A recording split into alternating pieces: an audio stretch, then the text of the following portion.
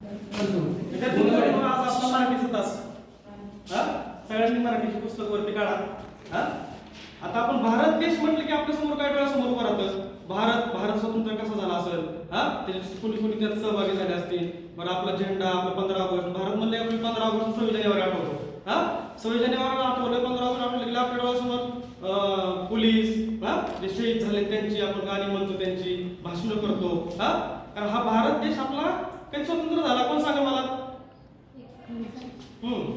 15 August 1947. बरोबर, अति छान. तर 15 ऑगस्ट 1947 आपला भारत देश स्वतंत्र झाला. त्या स्वतंत्र करण्यासाठी असाच नाही स्वतंत्र झाला, कारण इंग्रजांनी आपल्याला 150 वर्ष राज्य केलं. सगळ्यांना माहिती असं 150 वर्ष राज्य केलं. त्यावेळेस अनेक थोर समाजसुधारक महापुरुष पुढे आले. त्यांच्यामध्ये कोणते थोर समाजसुधारकांचं कोण नाव सांगा बरं? कोणाला सांगते ते नाव?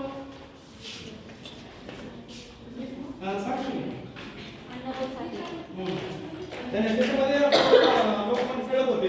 बघा, चार्ट आहे आपले सगळे भारताचे.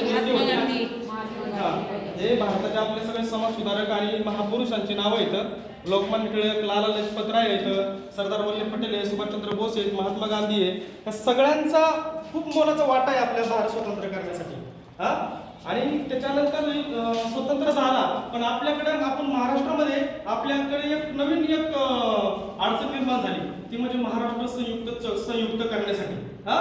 भारत देश स्वतंत्र झाला, पण आपण ज्या स्थानिक स्वराज्य संस्थेमध्ये राज्यामध्ये राहतो, पण तिथं आपलं स्वतंत्र नव्हतं. कारण आपला राज्यामधले मुंबई जी गुजरातला पळून चालली होती.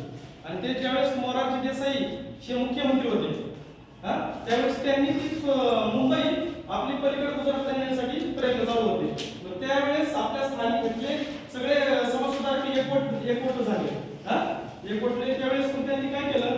आपल्या पुण्यामध्ये संयुक्त महाराष्ट्र समिती स्थापन केली पुण्यात 6 फेब्रुवारी 1956 ला. आणि ती ज्यावेळेस त्यांनी ठरवलं की आपल्याला मुंबई, कारवार, निपाणी सह बेळगाव, अजून ती बेळगाव आपल्याकडे आलेला नाहीये.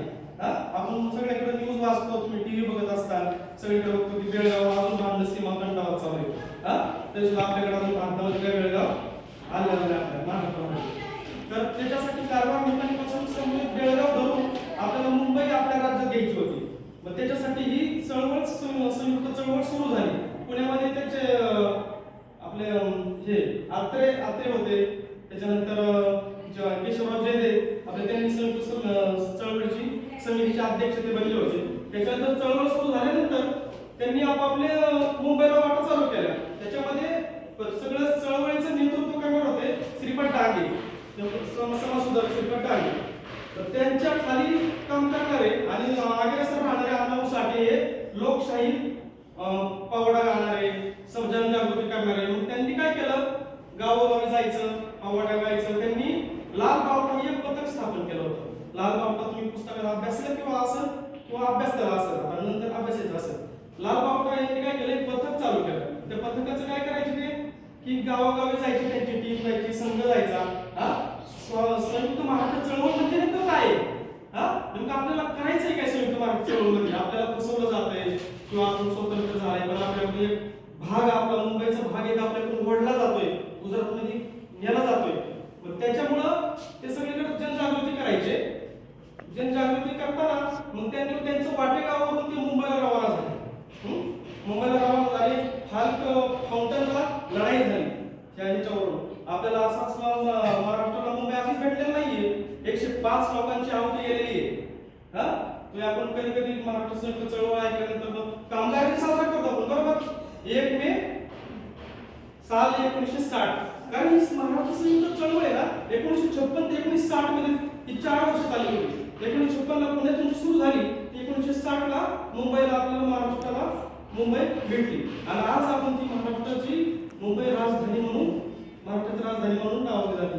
आता ती गेली असती गुजरातला. गुजरात आणि आपलं हे, कारण त्यांची पण 1960च राज्यभाषा होती. त्यावेळेस आपल्याकडे द्विभाषिक राज्य झालं होतं. त्याच्यानंतर आपल्याला सिंगल दर्जाचा हे झाला, कारण ते द्विभाषिक गुजरात तिकडे गेलं, मुंबई आपल्याला आली. त्याच्यामुळं आणि मग गावात याला अण्णाभाऊ साठे ज्यावेळेस गेले मुंबईला, तर त्यांनी सगळा त्यांचा एक पवाडा गायला. तो पवाडा असा गायला, मी तुम्हाला थोडक्यात पवाडा म्हणून दाखवतो.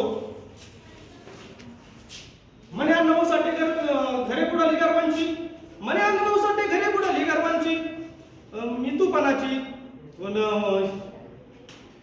जुलमीची जबरीची तस्करीची, मी तुम्हाला कत्तल झाली इंद्रजिताची, चार चौघड्याचं राज्य रावणाचं, लंका जळाली त्याची,